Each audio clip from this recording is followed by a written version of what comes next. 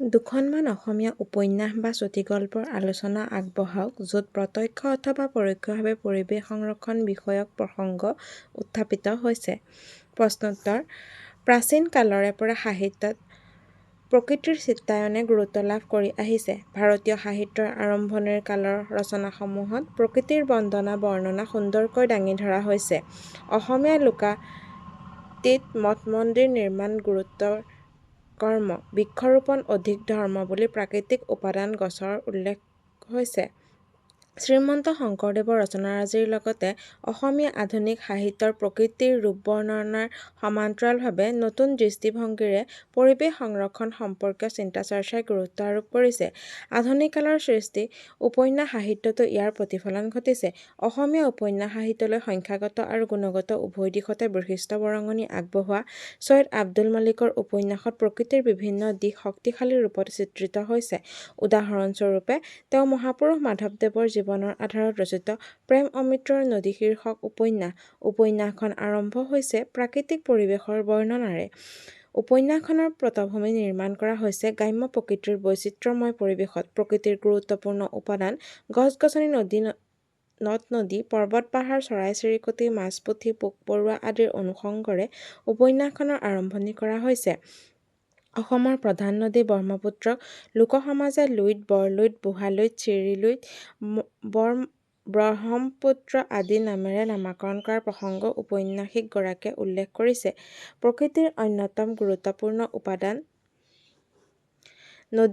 নদীসমূহে নৈসৰ্গিক শোভা বৰ্ধন কৰাৰ লগতে নৈপৰীয়া সংস্কৃতিৰো জন্ম দিছে।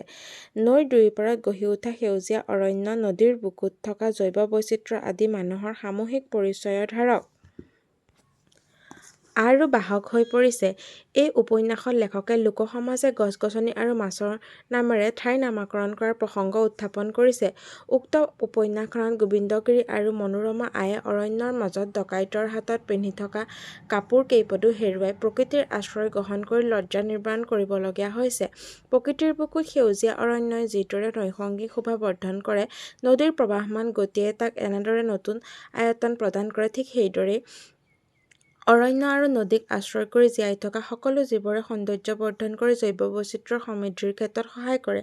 উপন্যাসখনত উল্লেখ কৰা অনুসৰি মাধৱদেৱৰ সমকালীন অসমত মাটি-বাৰীৰ লগতে প্ৰাকৃতিক পৰিৱেশৰ উপকৰণ গছ-গছনি, জীৱ-জন্তু, মাছ-পুঠি আদিক সম্পত্তি বুলি গণ্য কৰা হৈছিল। এই সম্পত্তিবোৰ ৰক্ষা কৰাৰ বাবে সেই সময়ৰ ৰজা-প্ৰজা সকলোৱে চেষ্টা কৰিছিল।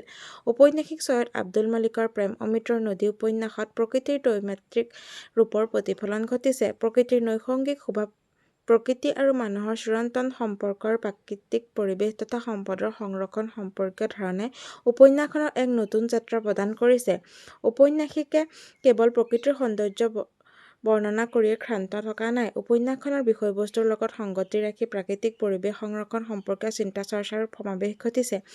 নৱবৈষ্ণৱ ধৰ্মৰ অন্যতম প্ৰচাৰক মাধৱদেৱৰ জীৱনৰ আধাৰত উপন্যাসখনত ঔপন্যাসিকগৰাকীৰ জীৱন দৰ্শনৰ লগতে প্ৰকৃতি দৰ্শনেও গুৰুত্বপূৰ্ণ ভূমিকা পালন কৰিবলৈ সক্ষম হৈছে। পৰিৱেশ সংৰক্ষণ বিষয় উপস্থাপন কৰি লিখা আন এখন উপন্যাস হৈছে অসমীয়া উপন্যাস সাহিত্যিক সমৃদ্ধিশালী কৰা এগৰাকী উল্লেখযোগ্য লেখিকা অনুৰাধা শৰ্মা পূজাৰীৰ ২০১৮ চনত প্ৰকাশিত ইয়াত এখন অৰণ্য আছিল শীৰ্ষক উপন্যাসখন। উপন্যাসখনৰ নামকৰণে এক বাৰ্তা বহন কৰিছে। প্ৰকৃতিৰ লগত মানুহৰ সম্পৰ্ক অতি নিবিড়। এখন অৰণ্যই মানুহৰ জীৱনৰ সকলো প্ৰয়োজন পূৰণ কৰিব পাৰে। পাৰিপাৰ্শ্বিকতা ৰক্ষা কৰাৰ লগতে এখন অৰণ্যত মানুহে নিজৰ জীৱিকাৰ পৰা আদি কৰি সকলো বস্তুৱেই আহৰণ কৰিব পাৰে। এখন অৰণ্যই হৈছে জীৱ-জন্তুবিলাকৰ নিৰাপদ আশ্ৰয়স্থল। কিন্তু বৰ্তমান সময়ত যেন অৰণ্য হৈ পৰিছে মৰুভূমি। প্ৰাকৃতিক দুৰ্যোগ, ৰাজনীতি, অৰ্থনৈতিক সংকট, গোষ্ঠী সংঘৰ্ষ আদিৰ ফলত মানুহ পদে পদে গৃহহাৰা হৈছে আৰু অৰণ্য, জলাশয়সমূহ দখল কৰিবলৈ বাধ্য হৈছে। ফলত জীৱ-জন্তুসমূহৰ বাসস্থান, খাদ্যৰ সংকটে দেখা দিছে। এই সকলোবোৰেই মানৱ সভ্যতালৈ এক অশুভনীয় সংকেত কঢ়িয়াই আনিছে। কিন্তু এই সকলোবোৰ সমস্যাই মানৱ সৃষ্ট। বৰ্তমান সময়ত মানুহে বিশুদ্ধ বায়ুৰ বাবে, পানীৰ বাবে সংগ্ৰাম কৰাৰ দিন আহিছে। এনেকুৱা এক বাস্তৱ অভিজ্ঞতাক আধাৰ হিচাপে লৈ লেখিকাই গ্ৰন্থখন ৰচনা কৰিছে। এখন অৰণ্য ধ্বংস হৈ যোৱা দৃশ্যই লেখিকাৰ মনত হাহাকাৰ সৃষ্টি কৰিছে।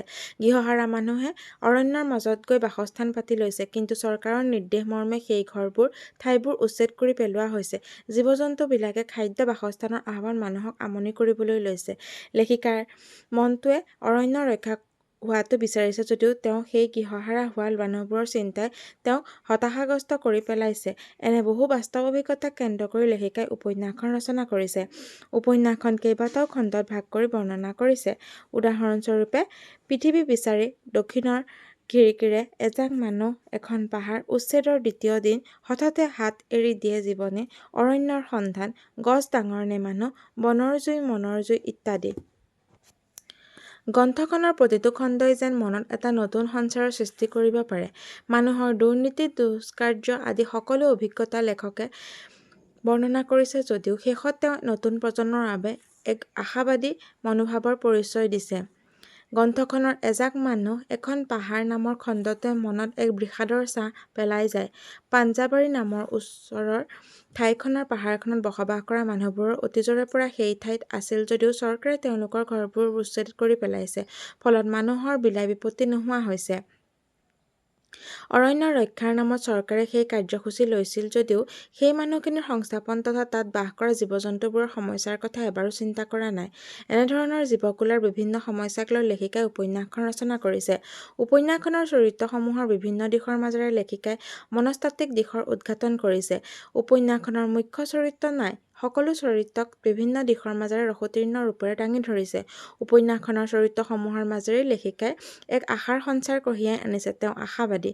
নতুন প্ৰজন্মই অৰণ্যক ভাল পাবলৈ শিকিব, অৰণ্যক ৰক্ষা কৰিব, পৃথিৱীখন আকৌ সেউজীয়া হ'ব। উপন্যাসখনৰ চৰিত্ৰসমূহ যেনে জ্যোতি, ৰঞ্জন, ৰাণু, বাবলা, শশাংক, স্বগতা, মাধুৰী, ৰাজবংশী, নিৰঞ্জন, বাহাদুৰ আদিৰ চৰিত্ৰসমূহৰ মাজেৰে চৰিত্ৰৰ মনস্তাত্ত্বিক দিশৰ লগতে প্ৰকৃতিপ্ৰেমী মনটোকো উদ্ভাসিত কৰিছে। এনেদৰে অসমীয়া সাহিত্যক পৰিৱেশ সংৰক্ষণৰ বাবে প্ৰত্যক্ষ আৰু পৰোক্ষভাৱে প্ৰভাৱ বিস্তাৰ কৰা দুখন উপন্যাস ছৈয়দ আব্দুল মালিকৰ প্ৰেম অমৃতৰ নদী আৰু অনুৰাধা শৰ্মা পূজাৰীৰ ইয়াত এখন অৰণ্য আছিল শীৰ্ষক গ্ৰন্থকেইখনৰ নাম বিশেষভাৱে উল্লেখযোগ্য। ধন্যবাদ। ভিডিঅ'টি ভাল পালে লাইক কৰিব, শ্বেয়াৰ কৰিব আৰু প্লিজ কমেণ্ট কৰিব।